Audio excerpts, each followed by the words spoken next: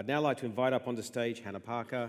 Hannah is the Chief Product Officer of Addland out of the UK, and she's going to talk about the evolving role of data. Okay. Thank you, Hannah. Thank you. Morning, everybody. I guess before I start, I know what you're all thinking. Another woman.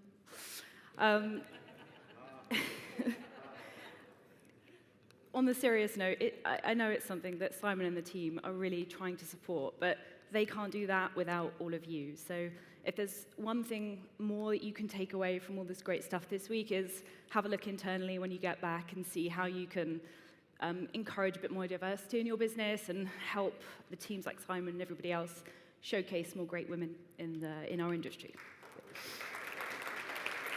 Thank you. Okay, back to the geeky stuff. So I'm going to talk a little bit about data to you. So why am I qualified to talk about this? I'm a bit of a prop tech nerd, especially in the portal space. I've been around here for almost 17 years now, having spent some time in some of those kind of early stage big brands that we know now, like Zoopla, HomeTrack in the AVM space, Property Finder, and then kind of more recently going into that 0 to 1 space, which is where I know a lot of you all are at the moment, and it's very cool and exciting. I'm currently the CPO at Addland. I'm sure you've all heard of Addland, not at all. Great product, terrible marketing, it turns out. But what we are is a geospatial data specialist for the industry. We started out trying to look at revolutionizing land and creating this great marketplace for land. Turns out no one really cares. But what they did care about was all this amazing data that we could pull together, kind of hoover up geospatial data, and then spit it back out into things that were more meaningful and valuable to different parts of the industry. So today, we supply a lot of geospatial data as products back into agents, consumers, and different people within our ecosystem. We have a great platform. Please check it out. If you have any time, sign up. We have a free trial. You can forget to cancel. I don't mind if you want to pay. There we go. So the question on everyone's lips when you woke up this morning, I'm sure, is what is geospatial data? Very exciting, nerdy topic. But actually, a lot of you in this room with lots of the products that I've seen, you already work within this space. If you're mapping something, you're working in geospatial data. But how does that look when it comes to property, and how can that be a bit more relevant for your businesses?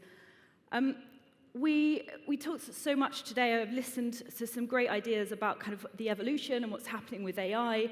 But actually, if you don't start at the beginning with having good data, it doesn't really matter how great your tech is. It's kind of shit in, shit out. So how do you make that better from the beginning, and how do you make sure that you can support longevity with the new cool products that you're creating? So when it comes to data and linking all of that together, investment data, that's probably something everyone's quite comfortable with, looking at kind of valuations of properties individually, looking at valuation insights, those kind of macroeconomic trigger points that you can come back to deliver kind of insightful information back to your consumers and to your agent customers. Location data, that's one's quite important. A lot of you have got map-based products. You've got to pin them. You've got to understand boundaries and zoning. That's quite critical. But then you can start getting a little bit deeper. And then you're talking about risk data. A lot of our industry have shied away from this. But like, what? It's for the insurance companies. That's for the legal people. That's not us. But actually, consumer demand is changing the narrative on that. And people want to have more information up front before they risk making quite big errors further down the line.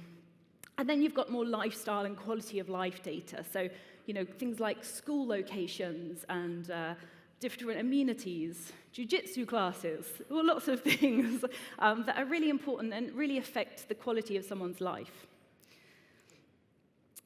So when we have a look at kind of portals and we think, well, how has all this different data evolved in the portal space over time? So I took a little drive back, and I looked back in '06, and actually Zillow were one of those first big movers that looked at valuation data. And one of the first, if not the first, big brand to make an open AVM available for consumers to come in, what's this property worth? And the Zestima, which is now something that's really a staple of that brand, was born. Zoopla launched in 2008, and actually Zoopla, before they even had a single listing, Zoopla had this what's my house worth? That was really like their niche that they wanted to get into. And little secret, it was purposely wrong. When you tell someone your house is worth something that's not a value that they think, it creates engagement because they want to come in and fix it. Causes loads of data problems down the line, but not worrying about that at the time. Rightmove did respond a few years later, but much more on a softer. They were very much more cautious around how is that going to impact our relationship with the agents? You know, are we taking that job away from them? But they really built out this kind of best price guide, which is another thing that's become quite a staple within the agency space in the UK. Fast forward and get a bit more up to date. On the market, no, I should call it homes.com now, shouldn't I? When they released and they were trying to find, they didn't really have proprietary data, being so young, despite having all of this great agent base. And they actually partnered with an external company to try and bring in and boost their products through partnerships. And then coming up to kind of much more recently, we heard yesterday some of the great news about Homes.com and their evolution. I love their rebrand and what they did for their user experience. And if you haven't had a play with it, go and have a look at some of the layers that they've done and they've opened up. It's really cool. Realtor responded within months and said, we can do some of that. And they started to put some environmental data layers available freely for consumers to have a play with. It's a really great tool, and have a look. I definitely think this is a trend we're going to see more globally as things progress. So I had a little look at what that looks like now, and I took a little consumer drive through some of the big brands that we're very familiar with and looked at how they're making coverage of data today. So you can see some of the stuff in the blue, and apologies if this is anyone's brand and I've got it wrong. It was a clean consumer UX tour. The pricing stuff in the blue, that's something that we're all quite familiar with now, going into a portal, seeing how much my property is worth. We're quite familiar with that behavior, and it's quite established across most of the main portals in the world. Then as we start to look at more of this kind of lifestyle, environmental, risk, technical data, starts to get a bit more distributed out. Apart from schools, we like schools, we share a lot of that stuff. Now, one of them I've put there is some dollar signs on the Zoopla one. Now, that is the first one that I can see that have started to create this barrier between free open data and monetizing data to the consumer. So previously, Zoopla always had this like niche of being able to, the portal that had the smarts, like the smarter way to search, I think was one of their straplines for many years. And now they've started to try and commercialize on that, and it will be really interesting to see how that goes. I think this product is in sort of beta phases at the moment, but that will be an interesting one to track as we move forward. I've highlighted a couple of them there. For anyone that's operating in the UK, there is a mandate called material information, which means all the agents, and therefore the portals with their due diligence, have to supply all of this information to consumers, for buyers and renters before they're making a decision. Some of this data is so unsexy. It's like sewage companies. Like, no one wants to talk about that in a listing. But from a portal's perspective, best time to be alive. Like, you've now got a government mandate that's allowing them to farm all this data and develop these single property views from everywhere. So it'll be interesting to see how this changes in probably the next 12 months. So from a portal's perspective, if you're going to put all of this data out there, you're going to have to think about education and educating the users. Otherwise, it's just data for data's sake, and it's not really going to help the cognitive load of your users if you're just giving them more and more information without context. In the UK, there's probably 1 billion reasons why to do this, and that is because of failed transactions as they go through. There's still a problem, a big problem, that about 1/3 of transactions fall through that cycle. Economic impact for that is massive. It's still estimated about £1 billion across the entire ecosystem is affected every year by this problem. Bringing more of this information up front, educating your consumers, we can all make a difference to that. Now, I use the UK as an example, but you can easily replicate this in multiple markets around the world. But if the portals start to get much more involved in this education and earlier on in the stage, are there some considerations that you need to take in? So first off, you're in an amazing position. You're the first interaction with that consumer before any agents get involved, solicitors get involved, brokers get involved. You're the first point of trust and engagement that they have. You also are the best in user experience. We've all seen agents' websites. They're not the top in user experience. So you're in a great position to be able to drive this forward. However, that does come with some potential issues, liability, what happens if you're wrong, conflict. Agents are going to be like, hold on, we're the experts over here, you're just the advertising bit. So that could lead to some uncomfortable conversations with some of your agent customers and something you have to navigate through. And then you've got cost. Like, some of this stuff is expensive, both to deliver, to build, to maintain. Who is going to take that cost on? Is it going to be through the consumers, or is there a way that you can have that included as a value-add product that you can put into your B2B package? So with all of these, you've got your mixture of your challenges and your opportunities. Both of them are great, but nothing good is ever easy, right? There's a list of a few kind of key challenges and things that I've come across by doing this, especially for the last 3 years specifically. But if I said any advice, if I could summarize all of them, address mapping is probably going to be the biggest pain point that you will come across. Every bit of information, every cool thing you want to do with AI and taking things into this amazing consumer experience, really great curated leads, it all starts with having great data, bringing all of that data to a central point, which is a single property. How many portals have the full address on their listing? How many agents publish the full address? It's really difficult. So it needs some science to be able to bring all of this together and put it all into one central location that you can append all of this cool information to and then create something really, really valuable back out through your experiences. And then you've got some of the rewards, right? So all of this hard work is brilliant. There's 3 kind of key things, I think, from a reward perspective. One is new revenue opportunity. We've already seen from Zoopla, they've started to play around with this and commercializing some of their data back to consumers. But there is opportunities that you can reuse some of this data, not just to enhance your overall experience, but also ways that you can develop new revenue lines. Future-proofing, probably the second bit of advice I would give to you from making those mistakes, you don't want to re-platform again in 3 years, is make sure that your data architecture is there to support what you want to do in the future. We have so much data that goes through our systems that we had to kind of almost hold back and rebuild a big part of our architecture just to make sure that we can maintain this from a margin perspective and speed and performance to allow us to do what we're doing. If you've got big data goals, look at your infrastructure now and make those changes before you have to undo that later on. And new audience bases. We've heard a lot over the last few days around generating more buyer leads.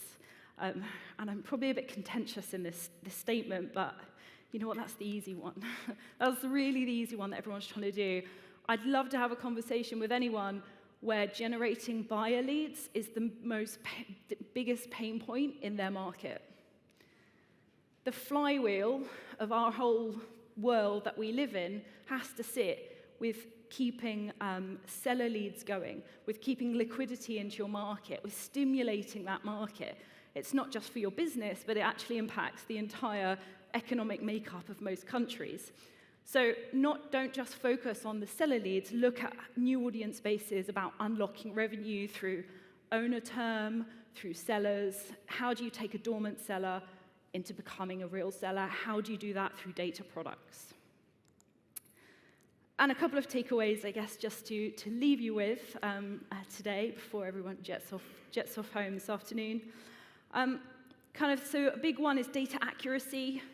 Like, the key is really about pinpoint accuracy. The better you are at that, the more you're going to step ahead from any of your competitors that are out there. Education. Don't just get data for data's sake. Make sure it's relevant data. Make sure you're applying wealth to that data. Think about that kind of user experience with it. Design it well. be humble about it, be conscious about cognitive load. New audiences, so getting those dormant sellers up there, ready to go, and then your revenue opportunities, don't wait. Build, buy, or partner. You don't have to do this inside your own team. There are some great ways that you can connect with other companies, specialists, to be able to help unlock this information and this experience for you.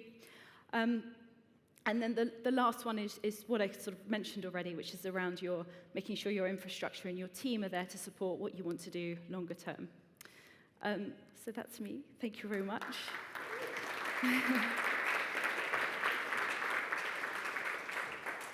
Hannah, thank you very much. A bunch of questions have come up, so Okay. they clearly were an engaged audience. What's the one data set that you don't have that you would love to have? So many. I'd love to get hands of like all of the data in the CRMs. That would be really useful. There's still a lot of blind spots when it comes to conversion rates for a lot of stuff. And you talk to agents around, oh, you got all of these leads, what's your conversion rate, what's your cost of sale? You'd be surprised how many of them just don't have a clue about that stuff. So I'd love to have more information about that so we can try and turn that into something useful that can be spat back out to support agents. Okay. Which data feature, if added to a portal, would bring more SEO impact? That's a great question. Our growth has actually been almost entirely from SEO. That's what I said, bad marketing. But from an SEO perspective, great. Because we've used data to actually create insightful content, that has been able to drive almost all of our audience growth. We're about 20,000 members at the moment. Use data to create a story, publish that story. That story will bring you back more audiences. You can turn those audiences into then new monetizable opportunities. What makes you say that generating buyer leads is the easy bit? 17 years of doing this. But think of cost per lead, cost per acquisition of lead. Acquiring a buyer lead is much cheaper to get than acquiring a seller lead. A seller lead is valued about 16 times what a buyer lead is for the audiences that you're coming back through. Okay. Who are your main customers, and do customers use your products directly or via a portal? The consumers. So currently our main sort of paying customers are agents. Agents are then using this to be like the most knowledgeable person in the room for every property appraisal they're going on. They're seeing their conversion rates increase considerably by having more information up front. Consumers are starting to find us accidentally through great SEO, and they're taking kind of reports or short-term memberships to access data so that they can make more informed decisions pre-offer. Because most of this information you don't find until you're maybe a month down the line with your solicitor, so they're getting it much earlier on. Okay.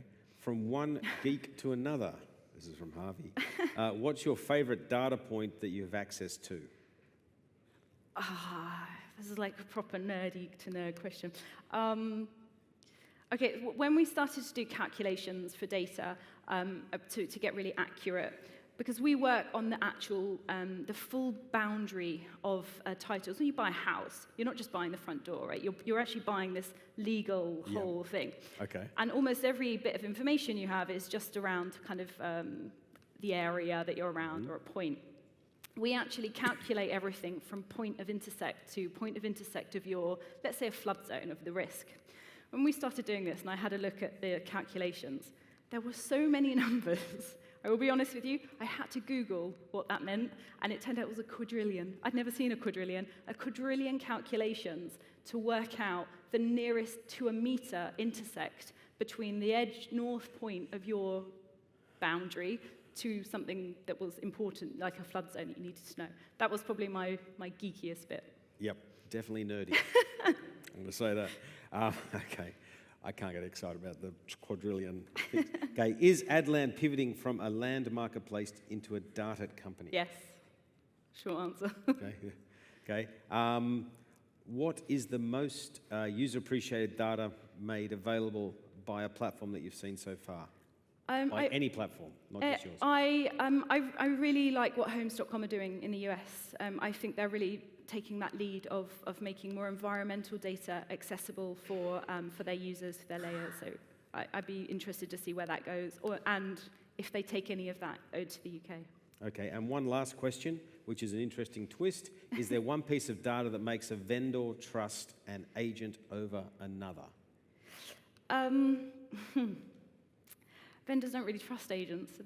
That's a really difficult one. Transparent on market share and transparent on valuations. Be consistent. I think that's probably the key to build trust from agent to agent. Okay. Hannah, thank you very much. Thank you. Fascinating insights into the world of data. Thank you very much. Thank you very much.